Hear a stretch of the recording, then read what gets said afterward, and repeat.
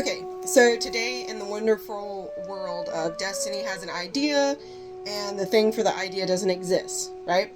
Um, we are looking at staining our butcher block countertops, right?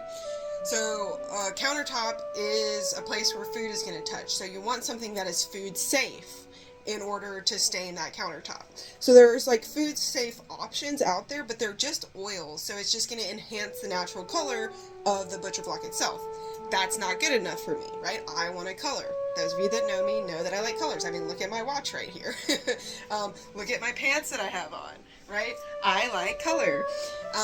So, there's non-toxic versions of stains out there, but the words non-toxic are not regulated, right?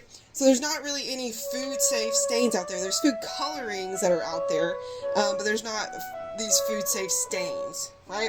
So what we're going to do is we're going to try some spinach, doing a spinach stain, and we're going to try a beet stain, right? So I've taken half of this beet, and I cut it into chunks, and then I blended it in my little blender with 1 cup of water, and this came out.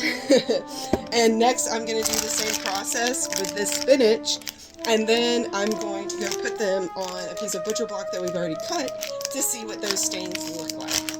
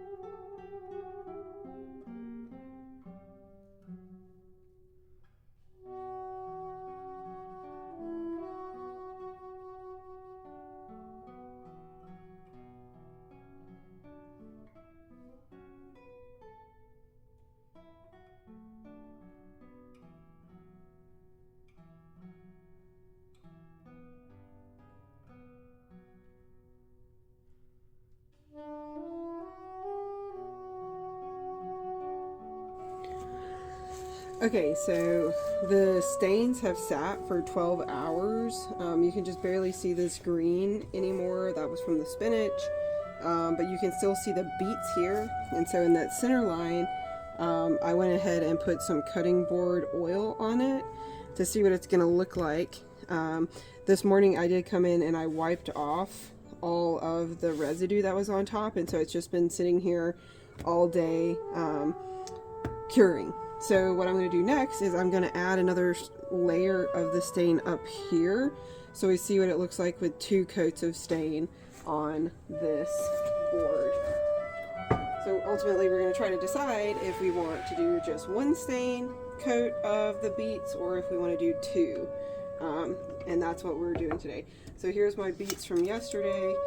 I've just been storing them in the refrigerator, and now I'm going to just put a second coat on.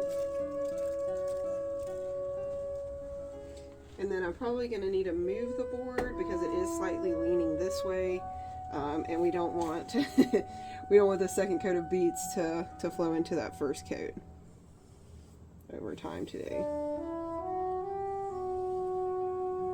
just going to do that streak, 1 streak, a striped streak is a streak. And then I'm also going to do another part over here, just because I'm worried a little bit that that oil might have ran together on that side. It might make the penetration hard. So we'll see what this looks like. Give it a little bit of time. So we'll let this sit again overnight. Last night it sat for about a little bit over 12 hours before I wiped off all the residue, and we'll see what it looks like tomorrow. So I just put the top coat of butcher block conditioner on, and right here you can see the band that was 1 coat of beet stain, And over here you can see the band that was 2 coats of beet stain. So the 2 coats definitely darker. It looks pretty good. I definitely think we're going with the 2 coats because we can see this like actual pinkish red, whereas over here it's so much lighter, right? There's the actual board itself, that's a little bit of pink, and down here you can see the little bit of spinach that we did. So 1 coat of radish dye, 2 coats of, not radish, beet dye.